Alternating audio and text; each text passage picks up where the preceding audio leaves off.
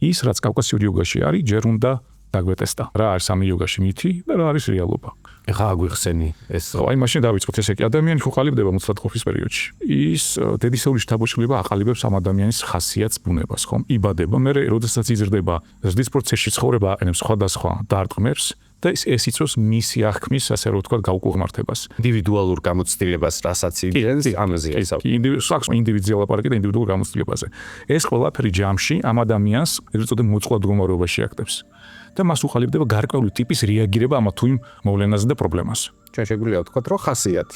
ეს არის ხასიათი და ხასიათიდან გამომდინარე ბედიღბალი.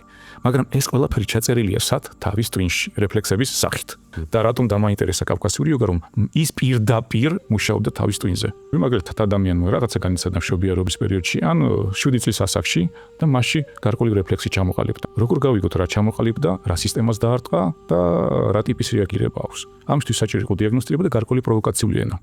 მომიწია მე მანუალური თერაპიის სწავლობს ფუნქციონალური ნევროლოგიის, ეს არის დარგი, რომელიც ნერვული სისტემის ენას სწავლობს, რეცეპტორობის დენეზე, ოსტეოპათიის, სხვადასხვა რეფლექსოთერაპიის და ამ ჯამში, ამ გაერთიანებული ცოდნით უკეთ შევძელი დამგო კავკასიური იოგა. იმიტომ რომ ის მწირი ინფორმაცია არ იყო საკმარისი, რომ ასე ვთქვათ, ჩაგვეშვა ან ტრანსლირება გაგვეკეთებინა, რომ კავკასიური იოგა ეფექტურია და უსაფრთხო.